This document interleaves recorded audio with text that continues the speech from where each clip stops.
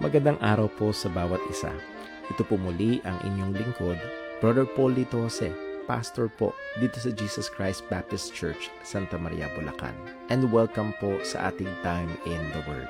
Ito po ay panahon na kung saan tayo nag-aaral ng salita ng Diyos sa patuloy na ikalalago ng mga mananampalataya, sa ikaliligtas ng mga kaluluwa, at lahat ng ito ay sa ikakaluwalhati ng pangalan ng ating Panginoon. Salamat po at kasama po namin kayo ngayon at nawa patuloy tayong matuto, lumalim sa pagkakilala, pagmamahal, paglilingkod at pananampalataya sa ating Panginoon at tagapagligtas.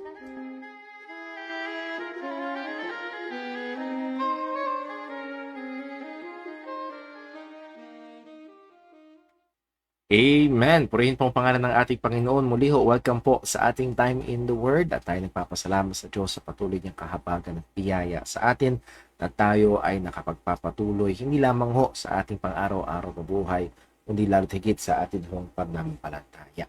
At yan po ay dahil tayo ay sinusustentuhan ng biyaya ng Diyos at tayo iniingatan ng Kanyang kapangyarihan.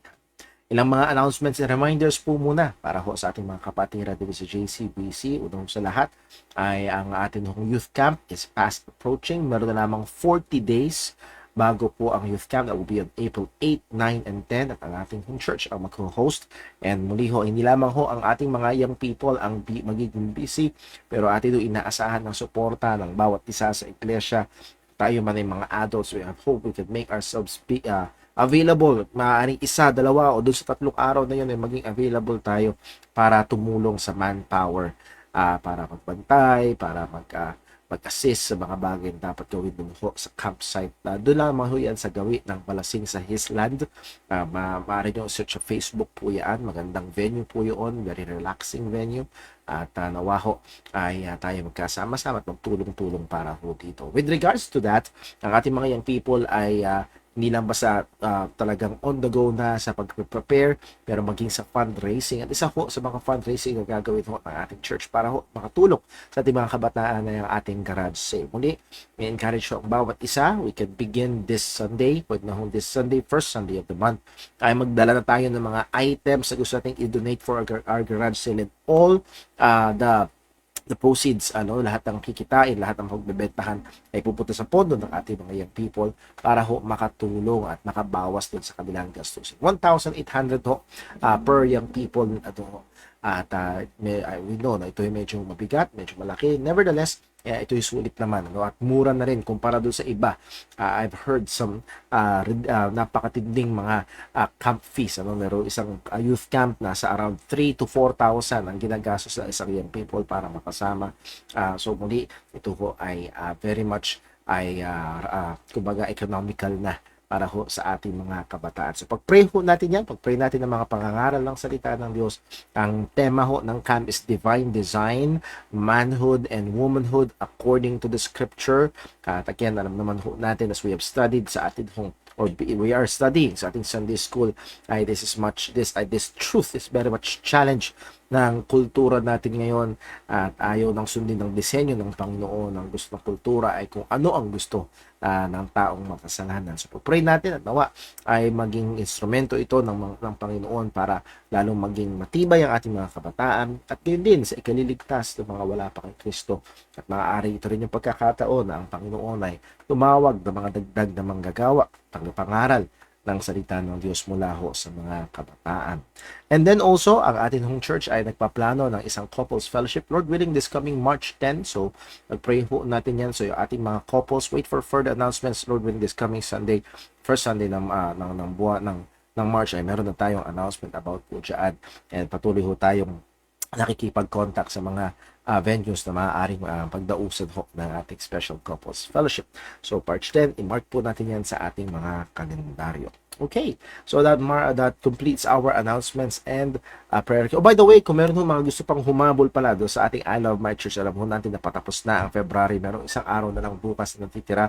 At kung gusto nyo humabol sa pagdala ng mga bagay na gusto nyo i-donate sa church, to be used here at the church, at nagbigay po tayo ng listahan sa ating mga group chats kung ano yung mga bagay na yun, maybe plastic spoon, plastic fork, paper plates, yung mga ginagamit ho natin sa church, might be detergent, powder, ano ho, para panlinis, at so yung mga ganun mga bagay, hindi kailangan mahal, at so nawa ho, ay gamitin ng Panginoon ito para lang ho makapagtulong sa atin hong mga ginagamit ho dito ho sa ating bahay-sambahan. Okay, so that covers our announcements and reminders.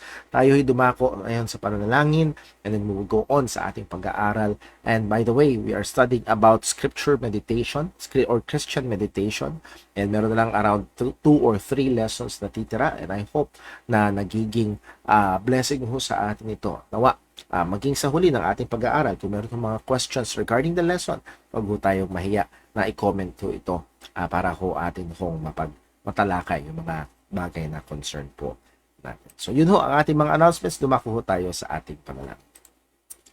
Panginoon naming Diyos, aming Ama sa langit, kami po ay nagpupuri at nagpapasalamat sa iyo, O Diyos, sa iyong katapatan. Sa pasalamat kami sa iyo, Panginoon, sa iyong biyaya, sa iyong mahabang pasensya. Salamat, Panginoon. Tunay, hindi dahil kami ay malusog, hindi dahil kami ay mahusay o maingat, kundi dahil sa iyong biyaya, kung kaya't kami ay hindi pa napaparam o napupugnaw. Kung kaya't kami ay humihinga, O Diyos, dahil sa iyong kabutihan. At lalo't higit, kung kaya't kami, Panginoon, ay nanatili sa pananampalataya dahil ikaw ang siyang nag-iingat sa amin. Salamat, O Diyos, sa mga katotohanan ito. Salamat sa kaligtasan na meron kami sa pamagitan ng aming Panginoong Hesukristo. At ngayon kami na mga mananampalataya ay nasa mo na lumago pa, lumalim pa sa pananampalataya, at isa sa mga disiplinang binigay mo sa amin ay ang pagbubulay, ang meditation. At nawa, Panginoon, tulungan mo kami na magawa ito. Tulungan mo kami maging disiplinado dito. At tulungan mo kami na, Panginoon, hindi ito maging instrumento ng kayabangan, kundi lalong maging instrumento upang kami ay hubugin sa wangis ni Kristo at magturo sa amin ng mga pagpapakumbaba. Ikaw pong patuloy na manguna sa amin. Patawarin mo kami sa anumang kasalanan na aming nagawa laban sa iyo, O Panginoon.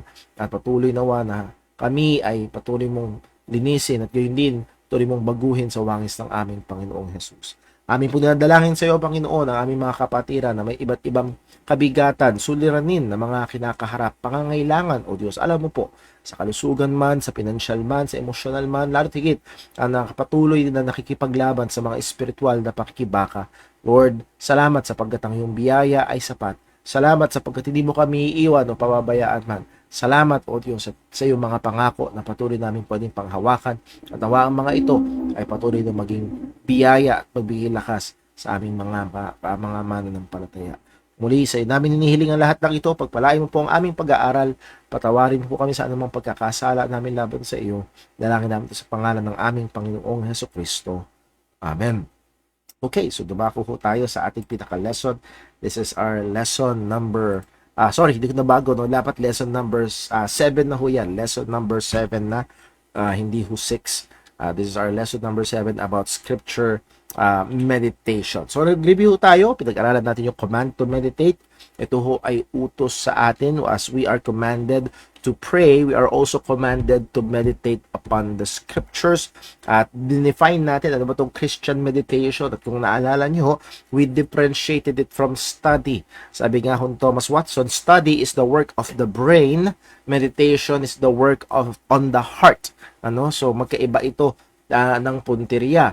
Ang punteriya ng study is to gain information. Ang meditation is for transformation. So, napakahalaga ng Christian meditation. And then we look at the elements of Christian meditation. Andun yung consideration, andun yung affection, and then andun yung resolution. I hope naalala natin yan. Consideration, pagbibigay ng matinding pag-iisip.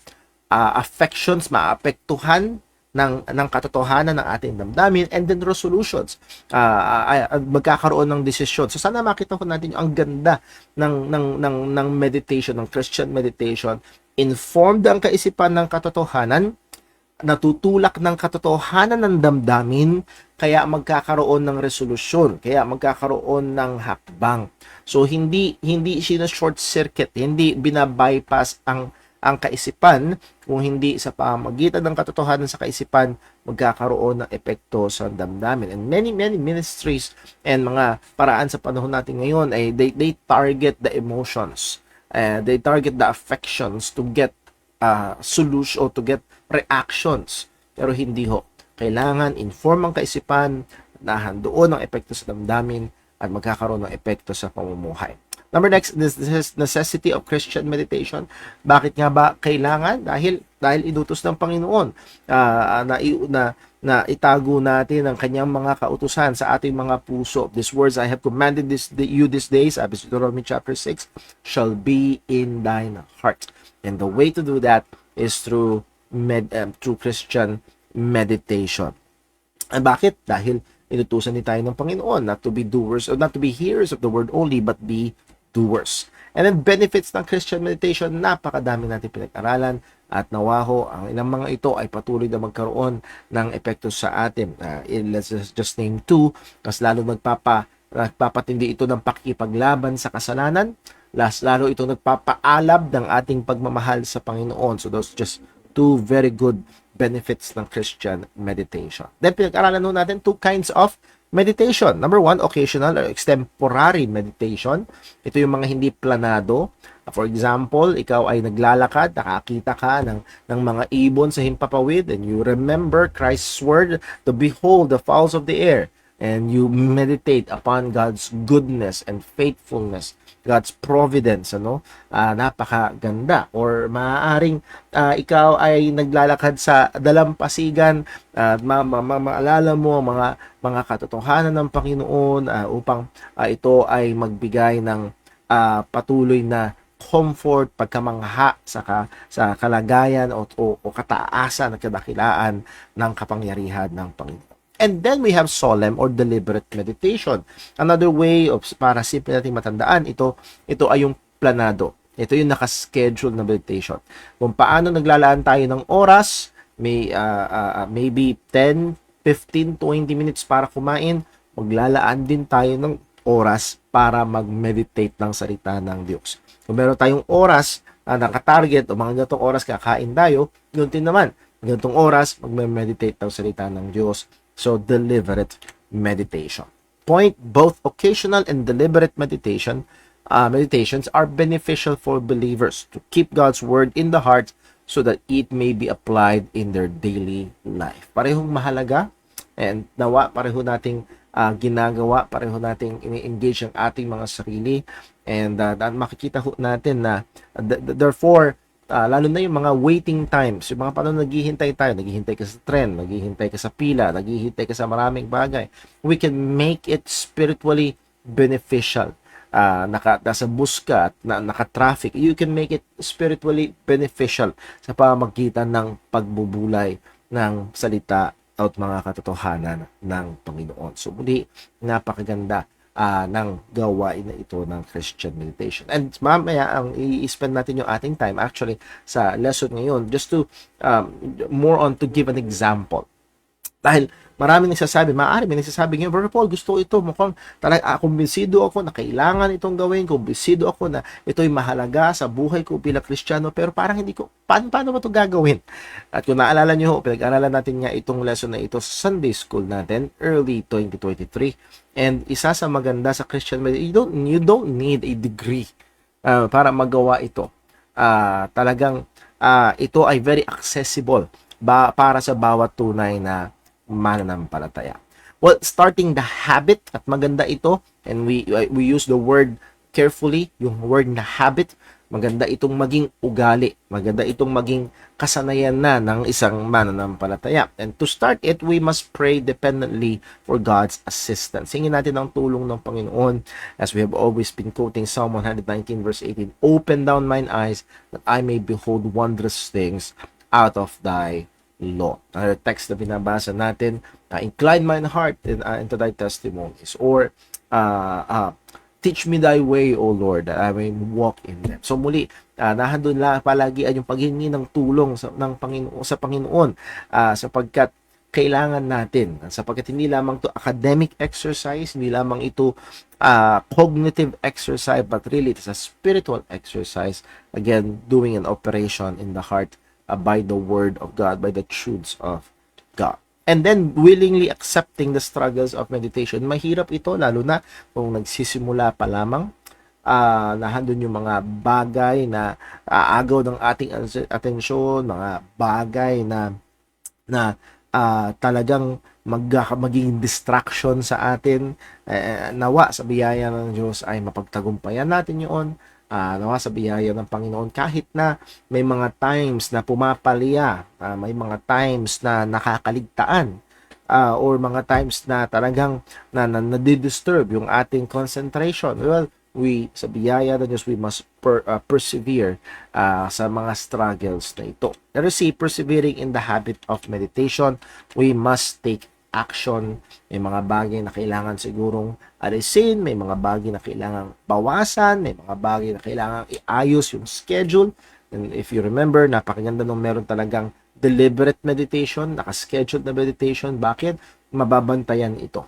Okay? As I've said, kung naglaan ka ng panahon, let's say, nakalaan sa'yo 12 to 12:20, kakain ka ng tanghalian, ng tanghali, no? Kakain ka ng tanghalian. Well, pagtungtong, di ba? Naglalaba ka, pagtungtong ng 12, well, panahon na para kumain, iiwan mo muna yung nilalaba. So, ang punto doon ay yung schedule, yung oras na yon na inilaan ay mababantayan. Kaysa doon sa gawin natin na, well, pag may oras. Well, napakaganda ko ito, bigyan talaga ng specificong oras at nawa ay may-apply natin ito, masubukan natin ito. Number next, pag-aralan natin ng ilang mga practical helps for meditation. The best time is kung kailan tayo pinaka mag-benefit spiritually. Maaaring muli, yung ibang tao ay nighttime people, mas gising ang isip nila, diwa nila sa gabi. Yung iba ay morning people, yung iba ay early morning people, yung iba ay afternoon people, whatever time na maaaring pinaka spiritually beneficial sa atin ay napakaganda kung iset natin. Now, kung ikaw ay isang empleyado na talagang alas 5 pa lamang, nagpe-prepare ka na, then pasok sa opisina, and then makaka-uwi, let's say, alas 8, alas 9 ng gabi, hopefully, kahit 10-15 minutes, masubukang maglaan ng panahon sa salita ko ng Panginoon. Okay? So, muli, kung saan ito pinaka magiging beneficial para sa'yo. Best place, muli, ito'y nangangailangan. Ang gawain ng meditation ay nangangailangan ng matinding concentration, so and freedom for distraction. So magandang humanap tayo ng lugar. At yung iba, nagkakaroon ng malaking epekto dun sa lugar, yung oras. Maaaring, sabihin natin, Brother Paul, maliit ang bahay namin, laging magulo, laging maingay. Maybe depending on the time of the day, dun magkakaroon ng katahimikan at maaaring dun mo isingit ang meditation. More example, maaari ikaw ay isang ina na madalas na iiwan sa iyong mga anak sa bahay. Kasi meron kang 3, 4 na anak, magulo ang bahay, maingay ang bahay. Pero pagdating ng hapon, panahon na para sila ay magsiesta, matulog, and before you join them in that rest, ay pwedeng maglaan ka ng 10-15 minutes for that. Hopefully, ito ay maging malaking tulong. Number next, the amount of time. Muli, kung ito'y deliberate meditation, maaari nag-set ka ng 10 minutes, o maaari nag-set ka ng 15 minutes, o maaari ka set ng 20-30 minutes. Nevertheless, ang reminder ho sa atin dito ay hindi punuin ang oras, kundi punuin ang puso. Hindi punuin ang oras, kundi punuin ang puso. At I've shared to you my personal experience na naglaan ka ng time, pero ang mahirap niyan, ang hindi mo na inuunawa yung binabasa, ang titingnan mo na, ang aware ka na sa oras. Ang tagal naman ng 15 minutes na doon ka na. Because you cannot wait to do other things. So, that can be very, very challenging. At nawa ho, tulungan tayo ng Panginoon na talagang maglaan ng panahon. Again, it takes time. Sabi nga, kung nataalala ko ng tama yung ilustrasyon ng ilang mga mangangaral, it takes time na painitin yung bakal. Kumbaga sa panday, bago paluin niya ng panday, pinapainit muna. And it takes time para uminit yung bakal. And then, strike while the iron is hot. Sometimes, after 5-10 minutes, doon pa lang mag-iinit, doon pa lang magsisimula.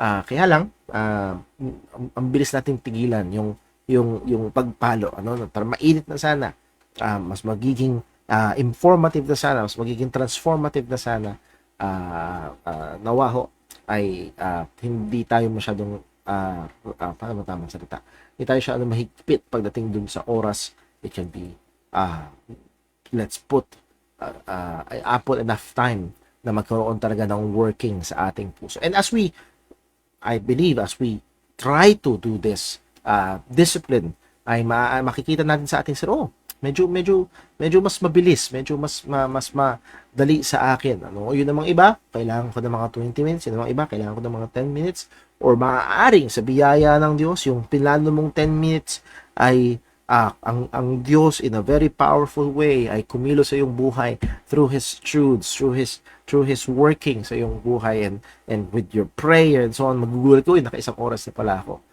sa meditation. So muli, it can be like that, and how must we long for that, at sa biyaya ng Panginoon ay magkaroon ng mga ganung pagkakataon. The importance of consistency, the more consistent we apply ourselves to this discipline, ay the easier and more beneficial it will be for our soul. Muli, sa simula, mahirap, maaring awkward, maaring may mga bagay na paano ba to? And may tendency na mabug down sa every detail, every word of the text or of the verse. So muli ay sa simula, and then as you go on, ay mas lalo kang makipagiging pakinabang sa ating kaluluwa ang disiplinang ito. Well, importance ng prayer as we go sa atin practice na meditation before, while, and after. Pray before, while, and after meditation. Before, bago tayo mag-meditate, again, yung prayer, incline mine heart to thy testimonies. Pray while meditating. Habang, sabi nga ho ng isang theologian, meditation is like a communication.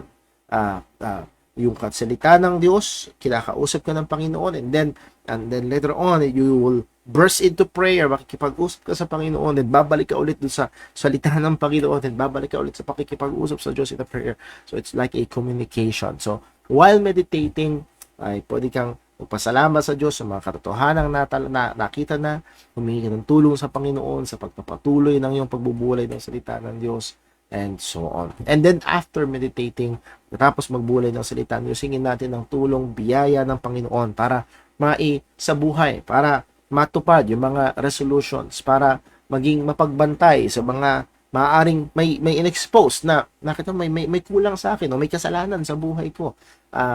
Nawa ay tulungan tayo ng Panginoon, bigyan lakas ng Panginoon para labanan, patayin yung mga kasalanan na na-expose sa pamagitan ng liwanag ng salita ng Diyos through that discipline of meditation. So muli, ito'y napakaganda. Pray for, while, and after ng disiplinang ito.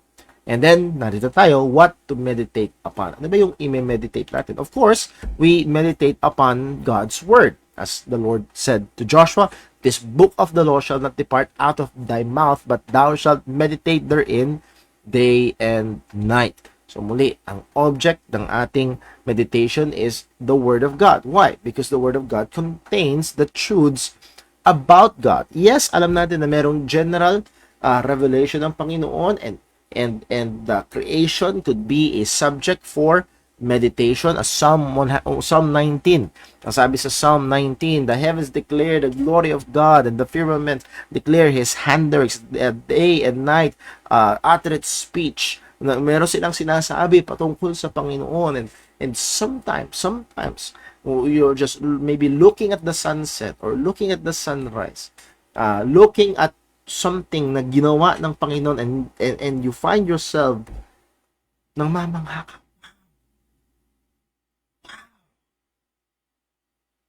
Minsan ako, titingnan ko yung tutulog yung mga anak ko, titingnan ko sila. Piling ng Panginoon. Paano nangyari to? Isang mumunting sanggol 3 years ago, 4 years ago, ngayon narito, napakalikot at napakakulit. Wow! Nakakamangha. Minsan, baka pagkakataon, titignan ko yung asawa ko, wow! Anong pribilehiyo na binigay sa akin ng Diyos para makasama ng habang buhay ang babaeng ito. Purihin ng Diyos at namamangha ka sa kabutihan ng Diyos. Naalala mo yung sinabi ng salita ng Diyos, he that findeth a wife, obtaineth favor and good from the Lord. Ano? Yung pabura mula sa Diyos. Nakakamangha. And so, Yes, it may be you look around at madalas dun yung sa spontaneous meditation, hindi sa deliberate, but you try to meditate, particularly ang bibigyan natin pansin, okay, through creation, pero particularly sa deliberate meditation, madalas ang binibigyan pansin natin ay ang teksto ng salita ng Panginoon, a text or a passage, a word or phrase from the passage, or a subject in that passage. Maaring may subject doon sa passage na ating binasa. For example, maaring ang binasa mo ay 1 Corinthians chapter 13, known for charity or love, and now you are enthralled, na-amaze ka sa love na ito. At maaari pag tinitingnan mo yung sarili mo, gaano ako kakapos dito sa pag-ibig na ito, and then on the other side, consider mo gaano ka perpekto ang pagmamahal ng Diyos. In all of that description ng love. And then you lose yourself sa pagpupuri sa Diyos at paghingi ng tulong sa Diyos on your part, to love, to have a love like that. So muli, nakakamangha ang bagay. So ang punto natin, ang katotohanan ng Diyos, ang ating pinaka-subject of meditation, and primarily sa derivative meditation, we go to the Word of God. It is good to choose 1 or 2 verses from your daily reading for meditation. Again, this is just a suggestion. Kung nasa habit ka na may disiplina ka na ng araw-araw na pagbabasa ng salita ng Diyos, and you're reading maybe through the Bible, or you're following a certain pattern or schedule ng reading, and maybe choose 1 or 2 on those verses na maaaring nangusap sa iyo sa yung daily Bible reading. At isang maganda rito ay hindi ka may stuck sa mga, ano ba tamang salita? Favorite doctrines. Lahat tayo may favorite doctrines. Nevertheless, may tendency kasi, naalala ko, may kaibigan ako noon sa Amerika at nabuksan ng mata niya sa katotohanan na ang Diyos ay soberano. Particularly, ang Diyos ay soberano sa kaligtasan. At napansin ko sa kanya, tuwing mag-uusap kami ngayon, halos lahat na ng verse sa Bible ay patungkol na. Dinadala niya na doon. Sa paksa na yon. At minsan sinabihan ko sa kanya, ay hindi yan ang sinasabi. Medyo nami-mishandle niyo po yung salita ng Panginoon. Nevertheless, napakaganda kung ikaw ay tuloy-tuloy sa pagbabasa ng iyong salita, then you will go to many different subjects about meditation. Pwede mong maging subject ng meditation. So, that's just a suggestion. Number next, write down a particular text that spoke to your heart or situation. And then yung maaaring hindi mo isulat, pero may tulong yung pagsusulat na mas nadadagdagan yung retention, o maaaring i-type mo sa yung cellphone. Isang magandang bagay na ngayon ay gamitin natin yung gadgets na meron tayo. I-type mo sa yung cellphone. At maaaring habang naghihintay ka sa pila, pwede mong ilabas ang yung cellphone at just look at that text, just to be reminded that kumbaga ay nguya-nguyain mo habang nakatayo ka at nakapila sa LRT dahil na-remind ka sa pamamagitan ng iyong gadget. So that could be a very useful tool. Now, anong magandang gawin pagdating sa meditation? Ask, consider, examine. Ask, consider, examine. Magtanong, pag-isipan, at siyasatin. I-examine na. Part of the definition of meditation is to murmur. Kung naalala nyo, is to converse with oneself. Literally, ang ibig sabihin ng word na meditation is to murmur with oneself. Para mo kinakausap ang iyong sarili. And pag kinakausap mo yung sarili, may mga times na kailangan mong tanungin, kailangan mong pag-isipan, kailangan mong i-examina. It will be helpful to ask questions of the truth being meditated upon. Makakatulong kapag sinimula natin magtanong sa partikular na katotohanan na ating binibigyan ng panahon para ito ay pagbulayan. We discuss with ourselves in what way these truths affect our lives, and we examine our lives, if our lives, where we are lacking. Ating dinidiscuss sa ating sarili. Titanong natin yung ating sarili. Ito ba may epekto sa buhay ko? Ito ba ay totoo sa buhay ko?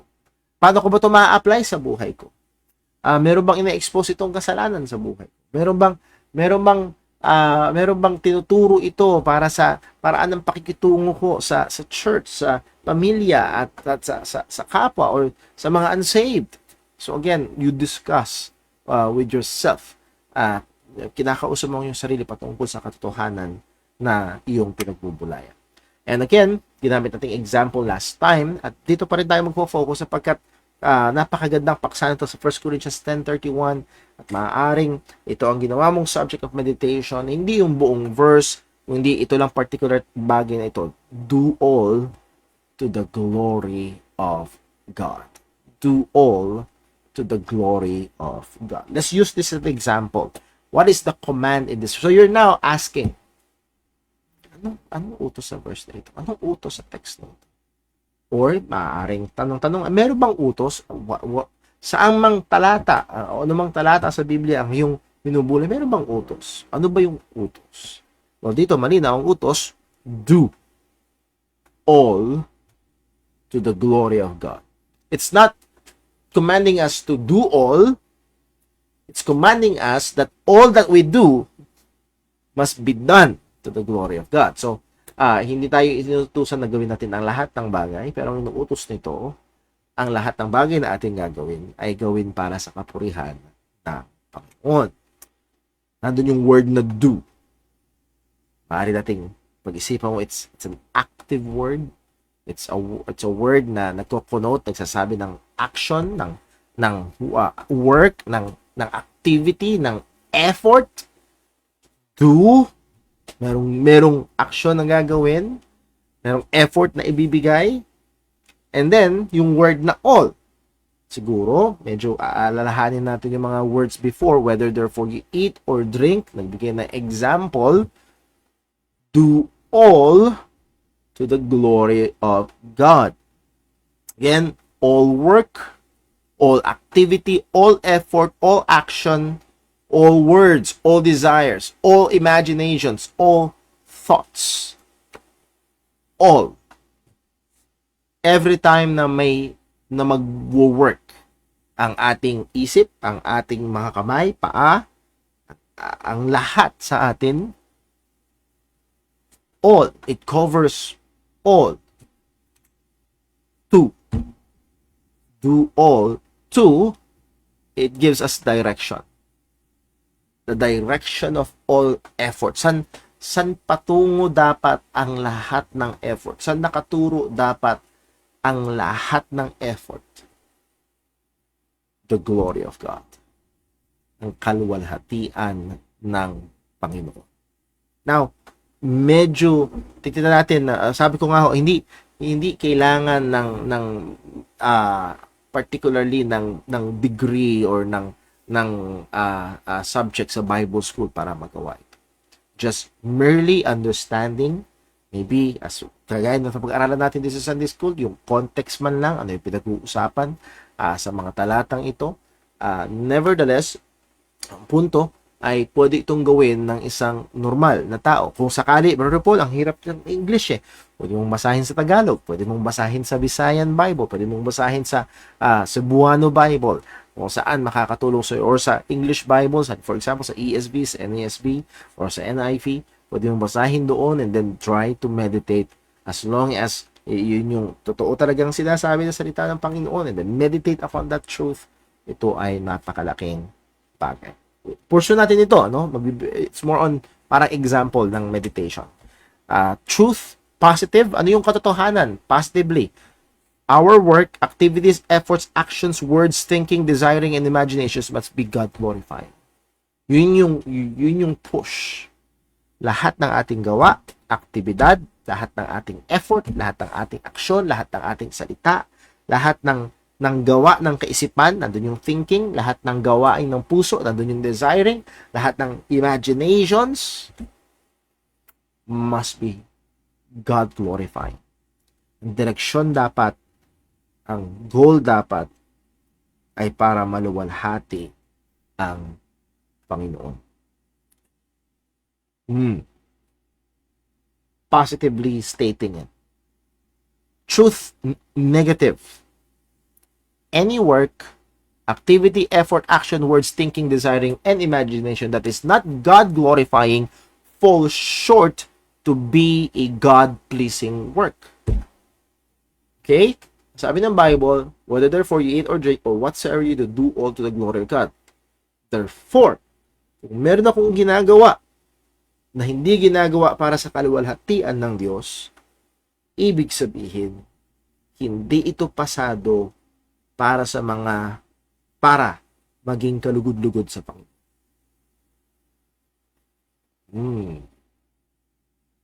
Okay? So, pwede pala mangyari na sa buong araw ang gagawin ko ay makalugod sa Diyos. And then, kinabukasan, pareho pa rin ang gagawin ko, pwede mangyari na yung pareho. Okay? For example, driver ka. Nag-drive ka buong maghapon, you did it for the glory of God, by the grace of God. Paluwalhati ang Diyos. And then, kinabukasan, nag-drive ka buong maghapon, but you did not do it for the glory. Same action. Same effort. Pero hindi na siya para sa kaluwalhatian ng Panginoon. Again, pag-isipan natin, meditate natin itong mga bagay na ito. Number next, self-examination. Again, ask, consider, tinawa natin yun, consider natin, and then, examine. At ang examine na natin ay yung sarili natin. Am I obeying this command? Nagawa ko ba ito? Wag na natin ilayo kanina, buong maghapon. Kamusta? Gawa ko ba ito? Did I do all for the glory of God? Did I strive to glorify God? Napaka-bilis na. Merong kulang. May mga kukulang. Are my works inside and outside the church glorifying to God, or am I trying to glorify self? Yung bang pagsusumikap ko sa buong Lunes hanggang Biyernes, ikaw ay estudyante o ikaw ay empleyado, is it to bring God glory? Or is it for my own glory? Gusto ko lang na palakpakan ako, gusto ko lang hangaan ako, gusto ko lang may positibong masabi ang tao kayo sa akin, or ayoko lang may negatibong sabihin ng tao sa akin, or gusto kong maluwalhati ang Diyos. Is there anything in my dealing with my spouse, kids, in-laws, neighbors, and brethren not God glorified? Meron ba sa paraan ng pakikitungo ko sa aking asawa, sa aking mga anak, sa aking mga katrabaho, kaskwela, biyanan, kapatiran? Meron bang paraan? For example, ako bilang pastor, meron bang pakikitungo ko sa mga members ng church, or yung member pakikitungo sa pastor? Or pakikitungo natin sa mga taong hindi mananampalataya, neighbors. Meron bang hindi God glorifying sa paraan ng pakikitungo ko sa kanila? Pakikipag-usap ko sa kanila, pakikipag-deal ko sa kanila. So, examine. I must consciously, therefore, tayo sa ilang mga conclusions, therefore, I must consciously pursue the glory of God in all my activities. Kung do all for the glory of God, then therefore I must consciously pursue, desire to glorify God in all that I do. At it takes effort na talagang, dahil madaling mahulog tayo sa parang cruise control na lang. Araw-araw mo nang ginagawa. But hindi engaged yung ating puso't isip. In a sense na dapat gusto kong luwalhatiin ng Diyos. Gusto kong luwalhatiin ng Diyos sa mga gagawin ko ngayong araw na ito. It is not enough just to do or to do a good job. or not to do anything bad, but I must do for the glory of God. Nung habang pinapapita ko nga, no? Hindi sapat na basta ginawa mo lang. Hindi rin sapat na basta you did a good job. At marami sa corporate world, maraming mga empleyado, they do a good job. Hindi rin sapat na basta wala kang ginawang masama. Kundi ang utos sa atin, we must do all to the glory of God. Sikapin, gawin ang lahat na nakakaluwalhati sa Panginoon. And again, we can ngayon pa lang, habang pinag-uusapan natin, nagkakaroon ng mga ideas, then therefore, engaging, dealing deceptively, pakikitungo ng may pandaraya, pakikitungo ng may pagsisinungaling, pakikitungo ng may cruelty, pakikitungo ng may harmful, malicious agenda. Bagsak agad yung mga yun. Hindi agad papasa. Nila nakakaluwalhati sa Panginoon. I must consciously pursue the glory of God in all my activities. So muli, naulit pala ito. It is not enough to do good or to do good job or not to do anything bad, but I must do all for the glory of God. That's another dulo. Ito pala yung iba. Doing even the small things can have eternal value. Woo! Nung hinahanda ko ito, balikan lang natin yung simula nung verse. 1 Corinthians 10:32, whether therefore you eat or drink, do all for the glory of God. Then therefore, eating your dinner tonight can have eternal value. Drinking a cup of water, no, pag inom ng, can have an eternal value.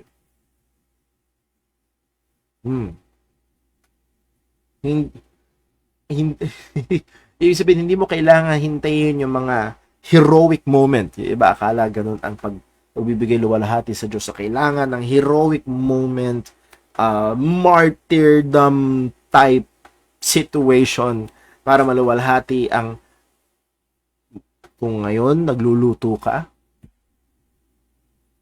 mamaya kakain tayo, mamaya makikipaglaro ka sa mga anak mo, or bukas ire-repair mo yung electric pan nyo. Do all to the glory. Then therefore, even small things. Kung naalala niyo sinabi ng ating Panginoong Jesucristo, kung magbigay tayo ng isang baso ng tubig sa mga lingkod niya o sa mga kapwa nating mananampalataya, hindi ito walang kwenta sa harapan ng ating Panginoon.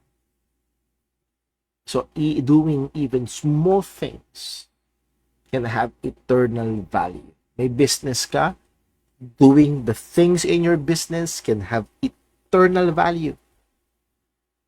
So, therefore, hindi, at dito nakakapagpalaya at napakasarap isipin, hindi yung mga paglilingkod lamang sa loob, opisyal na ministeryo ng church ang paglilingkod sa Diyos. Because, naalala ko, babalikan ko nung bago akong mananampalataya, pag pinapakinggan ko yung pangangaral ng mga pastor noon, seemingly ang paglilingkod sa Diyos ay dapat nasa church ka. At pag wala ka sa church, hindi ka naglilingkod sa Panginoon. That's just the case. Pag in-apply natin ito, that's not the case. Not unless na tinatawag ka talaga ng Panginoon, kagaya ko sa pangangaral, ay kailangan mo talaga engage ang sarili mo. And yes, lahat tayo tinatawag ng Panginoon na use our gifts for the edification of the church. Lahat tayo dapat engage sa church. Pero ang paglilingkod at pagluwalhati sa Diyos ay hindi limitado sa mga opisyal na ministeryo ng church. No. Tuloy natin. I desperately need the help of the Holy Spirit to remember and accomplish this task. Kailangan natin. Because, sabi ko nga kanina, madali tayong mahulog sa cruise control. Lalo na if we have a repetitive task, araw-araw ginagawa natin, paulit-ulit, at nasanay na tayo.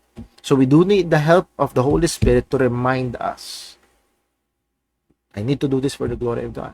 And to help us, again, di natin kaya sa ating sariling kalakasan. Every day, therefore, everyday normal life can and should be glorifying to God. Normal life. Normal sa schedule mo maglalaba ka. Normal sa schedule mo magluluto ka. Normal sa schedule mo papasok ka sa school. Those normal days can be, should be God glorifying. Again, sarap pag-usapan ito, sarap pag-isipan ito, at nakakamangha. Naapektuhan tayo ng dating paniniwala, yung nakalimutan ko yung eksaktong tawag. Dapat na gusto mong maglingkod sa Diyos, magpare ka. Gusto mong maglingkod sa Diyos, magmadre ka. Kung gusto mong maglingkod sa Diyos, magpastor ka o mag-church worker ka. Gusto mong maglingkod sa Diyos, do all for the glory of God. Saan ka man tinawag ng Panginoon? Saan ka man tinawag ng Panginoon? Sabi nga ho natin sa ating mga young people 2 Sundays ago, you can and should glorify God with your love life. Manliligaw ka, do it for the glory of God. Magpapaligaw ka, do it for the glory of God. Do all for the glory of God. Everything is only a means. Ito pa napaganda. Everything is only a means to an infinitely greater purpose. Ano yung infinitely greater purpose? God's glory. At ang lahat ay paraan lamang. Merong greater goal. Ang greater goal ngayon ay hindi basta pera, kaya ka nagtatrabaho. Ang greater goal ngayon ay hindi basta grades, kaya ka nag-aaral. Ang greater goal ngayon ay hindi basta ayaw mo lang ng problema sa inyong mag-asawa, kaya mo ginagawa mga bagay-bagay. Ang greater goal ngayon, gusto kong maluwalhati ang Panginoon. Kaya magtatrabaho akong maayos, mag-aaral ako mabuti, iingatan namin yung relasyon namin mag-asawa, because it is for God's glory. It is for God's glory. For the believer, there is no more sacred and secular. Alala ko na, narinig ko ito kay Paul Washer. Sa mananampalataya, there's no more sacred and secular. Yung iba, sacred, you need to go to the monastery. Pag nasa business world ka, secular. No, everything is sacred. Everything is for the glory of God. All are sacred to be done for the glory of God. All the works of unbelievers. Therefore, isa pa itong application. Therefore, all the works of unbelievers, even their best deeds, even religious deeds, come short because it is not done for God's glory. Ano man ang ginagawa nila, kahit mga relihiyosong gawain, dahil sila hindi mananampalataya, ginagawa nila hindi para sa kalwalhatian ng Diyos, ito'y kapos. Remember, ang sabi sa Isaiah, kahit yung mga mabubuting gawa ay parang maruming basahan, because it's not done out of love, and it's not done out of faith, and it's not done for the glory of God. Therefore, hindi pasado. Hindi pasado. Even the most, quote-unquote, religious works, hindi pasado. Conclusion, paano natin conclude? Personal application, resolution, and prayer. Again, sabi kay Joshua, anong pinaka layunin that thou mayest observe to do? Yun ang goal. Ma-apply. Karoon na resolution and prayer. Remember, the goal of meditation is not only to fill our minds, but to affect our hearts. That leads to action. So we must, by the grace of God, make the proper application and resolution at the end of our meditations. Kaya sabi nga isang theologian, magandang tanong dalawa. What am I doing? What do I have to do? Pag nag-meditate ka, consider, ano ba ginagawa ko? Ano ba ang kailangan kong gawin? End each meditation with prayer for wisdom in applying the truths, for power to make good on the resolutions, for gratitude to thank Him for the grace supplied and wisdom gained. Sabi nga Thomas Watson's prayer is tying a knot at the end of meditation so that it does not slip. Pag-pray natin, Lord, narito yung mga katotohanan. Help me.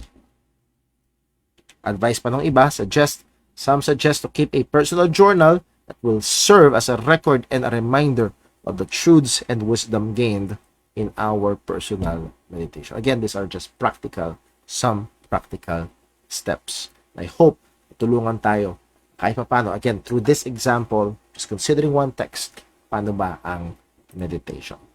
Well, unahin ho natin ang comment section. Wala naman hong tanong sa atin hong comment section. Tignan ko lang ho sa messenger. Wala rin naman sa text. Si Rory Boy po ay nag-text. May mga nagme-meditate to prove even their wrong doctrines to be true or correct. What will this profit that person? Mga nagme-meditate to prove even their wrong doctrines to be true or correct. Again, mahirap po kasing magbigay ng blanket statement. Nevertheless, kung talagang kumbinsido sila na ang doktrina nila, alam nilang mali, pero nagpapatuloy sila, then meditate on it, o walang maitutulong sa hindi, ang magiging epekto ay, of course, palayo sa Panginoon at hindi ito nakakaluwalhati sa Diyos. Pwede bang gumawa ng mali for the glory of God? Example, praying rosary or giving ikapo, using money, not harvest? No. Again, for the glory of God, it must be done according to the will of God. So, kailangan gawin ang mga bagay sang-ayon sa kalooban ng Panginoon. So, we cannot worship an idol for the glory of God. Hindi ho pwede. Okay. So, tayo ho ay dumako sa ating panalangin, sa ating pagtatapos. Let's pray.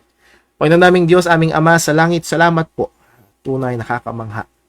Nakita namin ngayon ang aming buong buhay, lahat ng aming gagawin ay pwede at dapat namin gawin sa kaluwalhatian mo.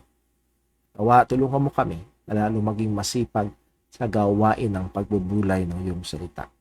Muli, O Diyos, salamat po. Bigyan mo kami ng sipag, ng karunungan, katapatan sa mga ito. At tunay nga, maitago namin ang iyong mga salita sa aming mga puso upang huwag kami magkasala sa iyo, upang mabuhay kami at bibigay luwalhati sa iyo. Lahat ang tidalangin namin sa ngalan ng aming Panginoong Hesukristo. Amen. So, natin pag-pray ang bawat isa and hope to see you this coming Lord's Day. God bless po. Ingat pong muli. Pag-pray natin ang parating na youth camp.